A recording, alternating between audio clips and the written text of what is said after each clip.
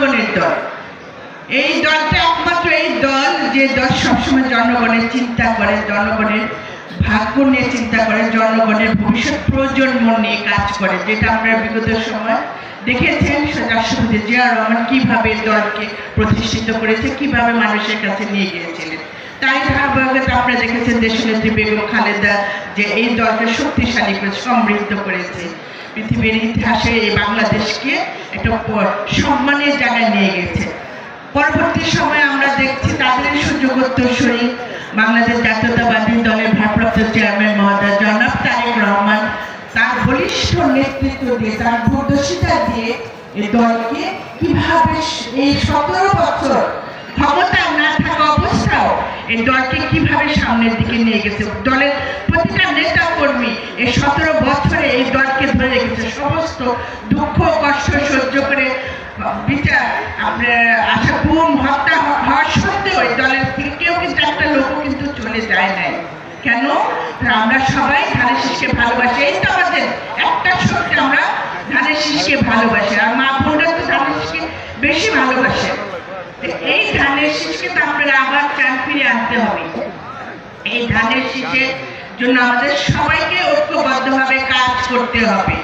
এখন দেশের যে পরিস্থিতি, আপনারা সবাই সারাক্ষণ ইউটিউবে আমি জানি আপনারা সবাই দেখছেন কি হচ্ছে, কি ষড়যন্ত্র চলছে এই বিএনপিকে যাতে ক্ষমতা না আনা যায়, সেক্ষেত্রে আপনারা সবই দেখছেন। এখন আমাদের দায়িত্ব হবে আমাদের সেই যে ধানের শীষের সুনামটা সেটাকে ধরে রাখতে হবে। জনগণের দল, এই দল, এই দলের জনগণের কাছে আমাদের যেতে হবে।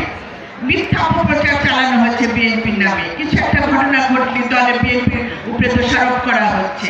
এটা আমাদের সবাইকে প্রতিবাদ করতে হবে, সবাইকে প্রতিবাদ করতে হবে। আমাদের সবাই নেতাকর্মী যারা আছে, বিশেষ করে যুব সমাজে যারা আছে, ছাত্র সমাজে যারা আছে, নতুন তরুণ প্রজন্ম যারা, নতুন ভোটার যারা, তাদের বিশেষ করে সচেতন থাকতে হবে যাতে কোনো কালিমা এই দলের মধ্যে না পড়ে।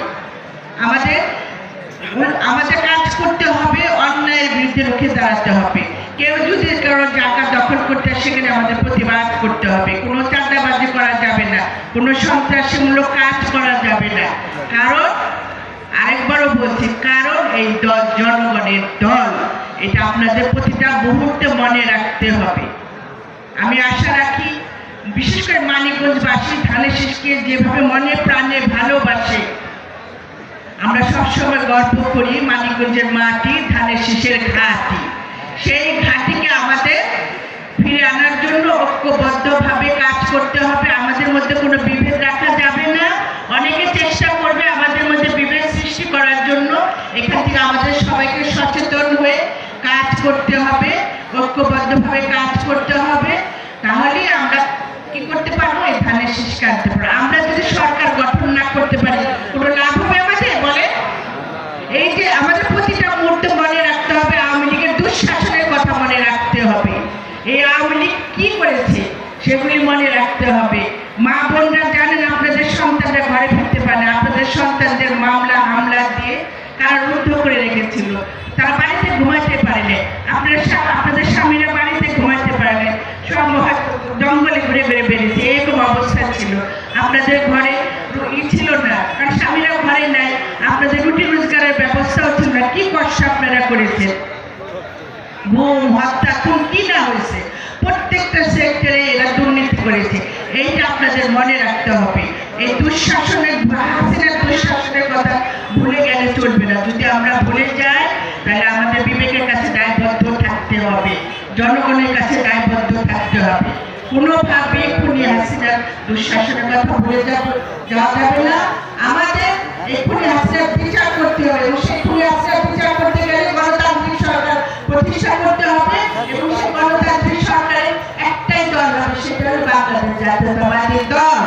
এই দলের বাইরে আর কোনো দল নাই। এবং আমরা মানিকগঞ্জবাসী আজকে থেকে প্রতিজ্ঞাবদ্ধ হব, যে কোনোভাবেই ঐক্যবদ্ধ হয়ে আমরা কি করব, ধানের শীষকে ফিরে আনবো। এখানে আবার সেই বাংলাদেশ জাতীয়তাবাদী দল নিয়ে আমরা সরকার গঠন করব ইনশাআল্লাহ। আগামীতে যারা তারেক রহমানের নেতৃত্বে বাংলাদেশ আবার জিয়া রহমানের সোনার বাংলাদেশ হিসেবে গড়ে উঠবে। আজকে এখানে আমরা সবাই জানেন দেশনেত্রী বেগম খালেদা যে সুস্থতার জন্য বিদেশে গিয়েছেন, আপনারা সবাই তার জন্য দোয়া করবেন যেন উনি সুস্থ হয়ে আমাদের দেশে ফিরে আসতে পারে এবং তার হাতে যেন আমরা সেই ধানের শীষকে তুলে দিতে পারি। হ্যাঁ, ধানের শীষের বিজয় দেশনেত্রী বেগম খালেদা জিয়ার মুখ দিয়ে যেন আমরা শুনতে পাই, এটি আমরা সবাই মিলে তার জন্য সেই দোয়াটা করবো। আপনারা সবাই ভালো থাকুন, সুস্থ থাকুন। আবার আপনাদের মাঝে আসবো। এখানে বিশেষ করে আসার কারণ হলো আমার সবাই বলেছে আমার বাবা নাকি এই জায়গাটাই খুব পছন্দ করতো। আমি ঢাকায় ছিলাম, একটু আগে ঢাকা থেকে এসে পৌঁছেছি যে একটা কারণে যে আমার বাবার পছন্দের জায়গাটা আমাকে যেতেই হবে। সেই জন্য আমি আমার বাবার সে পছন্দের জায়গাটা দেখে আসলাম। আমার বাবা যেহেতু পছন্দের জায়গা, সুতরাং এই মানুষগুলো আমার বাবার খুব পছন্দের মানুষ। আমার বাবার পছন্দের মানুষ আমারও পছন্দের মানুষ। আপনারা ভালো থাকেন, আপনাদের সুস্থতা কামনা করছি। আগামীতে যেন আপনাদের যে স্বপ্নগুলি আছে, এলাকার উন্নয়নের স্বপ্নগুলি, সেই স্বপ্নগুলি যেন আপনাদের দিয়ে যেন আমরা পূরণ করতে পারি, সে প্রত্যাশা নিয়ে বিদায় নিলাম। খোদা হাফেজ। বাংলাদেশ জিন্দাবাদ, বাংলাদেশ জাতীয়তাবাদী দল জিন্দাবাদ, আমার দেশনেত্রী বেগম খালেদা জিয়া জিন্দাবাদ, জনাব তারেক রহমান জিন্দাবাদ, শহীদ রাষ্ট্রপতি জিয়া রহমান অমর হোক, আমার ভাটনার গ্রামবাসী জিন্দাবাদ। আর এখানে আজকের এই অনুষ্ঠানে যেহেতু আপনাদের সাথে গান শোনার শরীক হয়েছি, আমি এই অনুষ্ঠানের আয়োজক যে তাদের হাতে 50,000 টাকা তুলে দিচ্ছি। আচ্ছা, চেয়ারম্যানের কাছে আমি দিয়ে যাচ্ছি।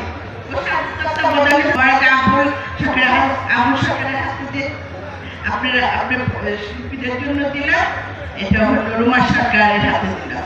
ইনশাআল্লাহ আপনারা সবাই দোয়া করবেন, আমরা যেন সবাই মিলেমিশে একসাথে থাকতে পারি। ধন্যবাদ সকলকে। আর বিশেষ করে ধন্যবাদ জানাই আমার সাংবাদিক ভাইরা, অনেক সবাই আমার সাংবাদিক ভাইরা এখানে আছে, সবাই এখানে ক্যামেরাম্যানরা আছে, সবাইকে ধন্যবাদ। দীর্ঘ সময় রাত পর্যন্ত আমি যেখানে যে আমার ভাইরা সবসময় আমার সাথে থাকে। কাছের মানুষ আমরা বলে না, মক্কার মানুষ সব পায় না, কাছের মানুষ তো মাঝে মাঝে বলে যায় মানে আমার ভাই তো নাম বলতে হবে না। তো সবাই ভালো থাকেন, ধন্যবাদ সকলকে।